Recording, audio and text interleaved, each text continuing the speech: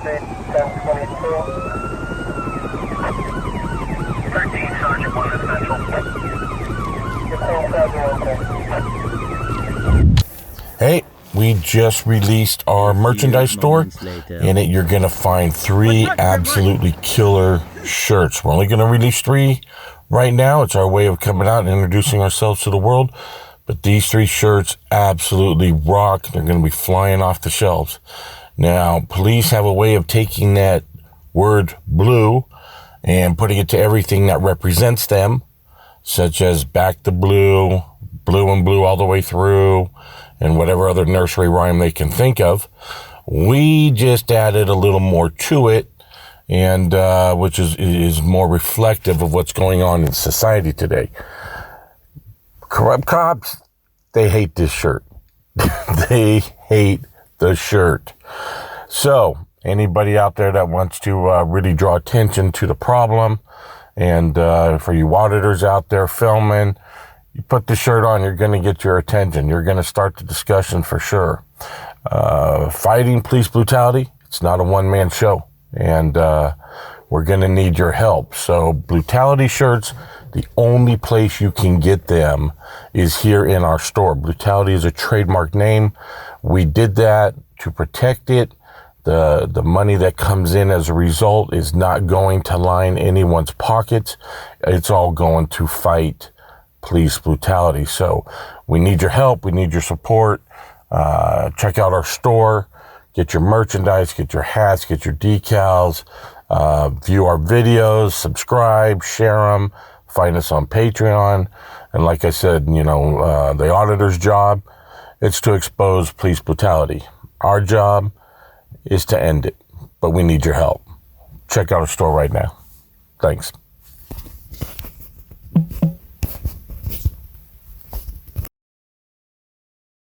When I talk about the police, it's not all the police officers that I'm talking about, but it is far too many. Unfortunately, the ones I am referring to, they're either not bright enough or they're so corrupt and tyrannical that has blinded the obvious that I am referring directly to them, or they just straight up don't even care. That being said, do we really need the police? The obvious answer is yes. It doesn't take a genius to look around in society today and see that we have proven we can't function in a law-abiding society without them. And when you look at all the defund the police advocates, from the brain-dead mayor of Seattle, the screwtard of Portland, the dipshit and governor of Michigan, and again, the screwtards in New York, every dipshit who signed on to this crap, they all had to backtrack when it was apparent that their cities and states were going straight to hell. But that's not what I'm talking about. Yes, we do need the police, but what we need are police that actually handle real crime issues. All right? Somebody smashing a jelly-filled donut on the sidewalk should not require emotionally disturbed beat cops to respond and secure the crime scene. We don't need SWAT to verify if the threat is still active. We don't need the detective to search for the perp. We don't need CSI to photograph the bite marks and take saliva samples. And we don't need the DEI goons to verify if the donut was chocolate so they could label it as a hate crime. Now, if you think this is a stretch, let me share some information with you that's going to absolutely blow your mind. It's going to make you look at the police in a totally different way than you once did. And it's going to make you rethink, do we really need the police? Now, there's a lot of information when I did the research, and I don't want to screw it up. So a lot of this I'm going to just be reading because I think it's critical that the facts are stated correctly. But this is just going to, like I said, blow your mind. There's this journalist, his name is Hassan Kanu, Kanu. He wrote an article for Reuters that proves my point. And he points out, and I quote, "A new report adds to a growing line of research showing the police departments don't solve serious or violent crimes with any regularity, and in fact, spend very little time on crime control in contrast to popular narratives." What it's saying is we all think the cops are doing something, taught that they're doing something, come to believe they're doing something, and it's all BS. This report was published by an advocacy group called the Catalyst California, and the ACLU of Southern California. I mean, they get their stats on county budget numbers and new policing data providing under the state's Racial and Identifying Profiling Act. This law requires police to report demographic and other information about their work. One of the first things that was highlighted was that police spend more of their time on racially motivated traffic stops and searches than they do actually, quote unquote, fighting crime. It goes on to say that police spend significantly more time on officer-initiated stops, something they call proactive policing, than they do responding to community members' calls for help. So in short, if you ever call 911, know that you might be waiting a while because the popo cleared a stop on the car they pulled over for being a MBW, which stands for a minority behind the wheel, that had a support to police, beat yourself up bumper sticker. Let me give you another example. In 2019, 88% of the time LA Sheriff's deputies spent on stops was for officer-initiated stops rather than in response to calls. The majority of that time, 79%, was spent on traffic violations. Just 11% of those hours were spent on reasonable suspicion of a crime. Just 11%. In Riverside, California, deputies spent about 83% of their time on officer-initiated stops and only 7% of their time on reasonable suspicion. These are known as pretextual stops. In Sacramento County, 3 out of every 4 hours that deputies spent investigating these traffic violations were for stops that resulted in either warnings or no action taken at all. Now, in previous videos, I have told the police, not every time you stop somebody do you need to write a citation. Do you need to? It's cool, if you're going to give a warning and then let them go something. But that's not even what's happening here. See, what happens is police stop you unlawfully. They know they can't write the ticket even after they've done all their fishing, but now they got to let you go. So instead of coming up and saying, hey, I stopped you unlawfully, they come up and they act like they're doing you a favor. They come up and say, you know what? I'm just going to let you go with a warning. Okay, they're going to make it still look like you were the bad guy, but he's a nice guy, and he's just going to let you go. Instead of saying, hey, I stopped you illegally, and I don't want anybody to know I did, so I'm going to just BS this whole thing, and, there it goes that way. The research also showed that the majority of the department's budget goes towards fruitless traffic stops than it does responses to several calls, meaning they're pissing away a lot of money. This resulted in the waste of millions of taxpayer dollars. So the defund the police voices have a legitimate argue here for sure. If cops are just wasting millions of taxpayer dollars, I'm sure the city could find something a little more beneficial than just padding this cop's pockets because he wants to sit down some side street sucking on a Jellyfield donut. Police departments say that the data is flawed, but refuse to submit their own data or be interviewed. You see, they conduct their own investigation on themselves and found that they weren't doing anything wrong while you died because they ignored your 911 call. Now, the Popo, they're crying that their departments are understaffed, and that's the reason for the spike in crime. But is that really true? Even the walking vegetable running this country, who never misses an opportunity to shit his pants on the world stage, backed this crap.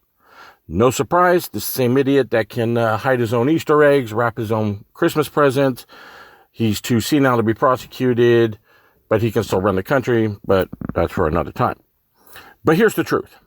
In 2016, a group of criminologists reviewed 62 previous studies pertaining to the size of a police force versus the crime rate. This review covered studies all the way back to 1971 and went through to 2013. Guess what? The size of the department had either negative, none, or had extremely little effect on the crime rate.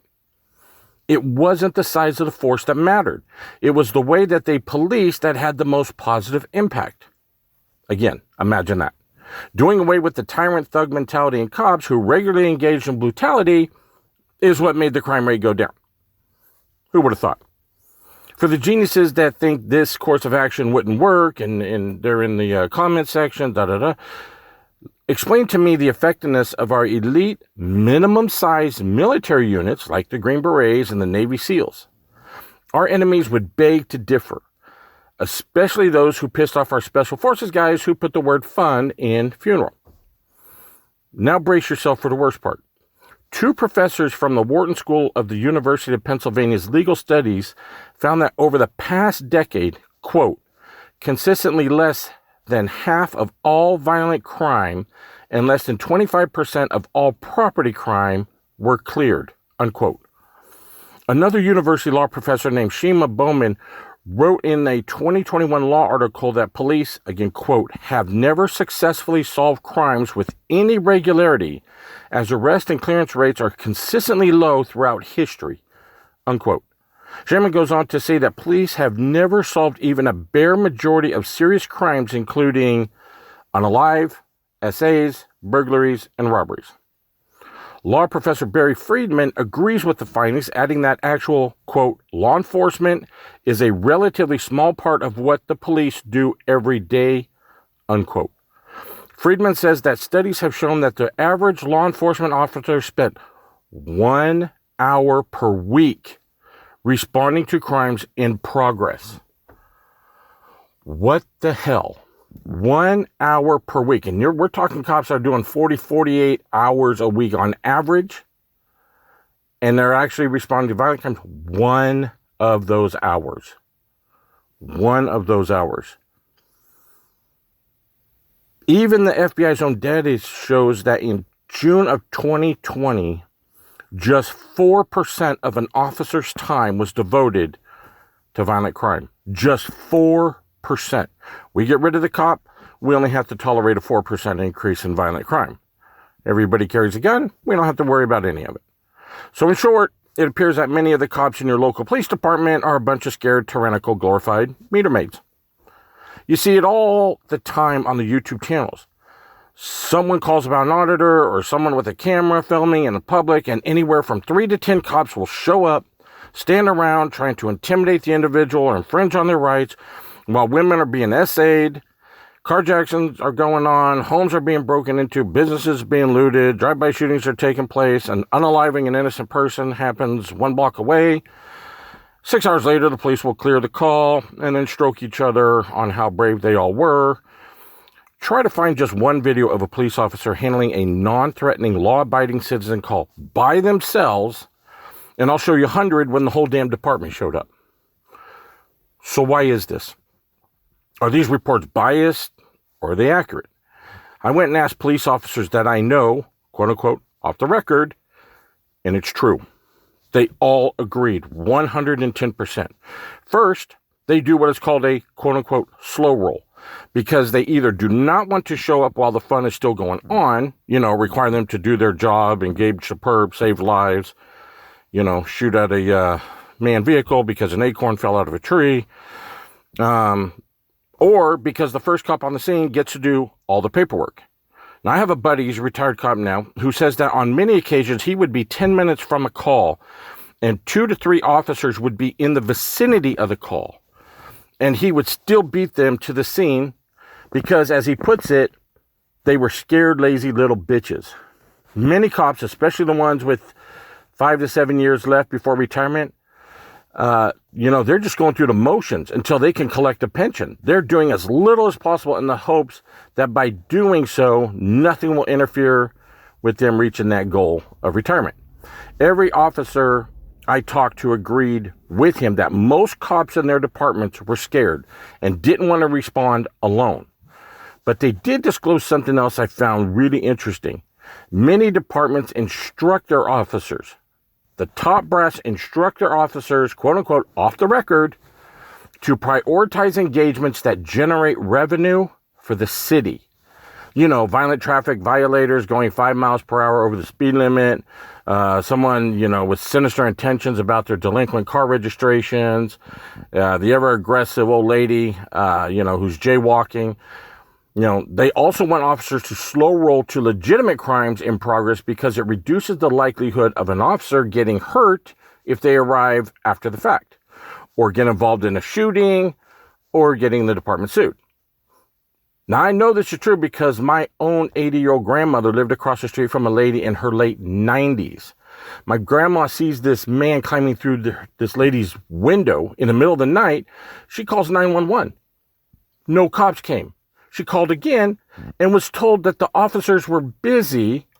And if she wanted, she could go out and see if she could get a license plate number from this guy's car, if she could find it, or somehow disrupt the intruder so that he would just leave. She lives in a little town, little dirt road. At the end of the dirt road, too many cops, none are available.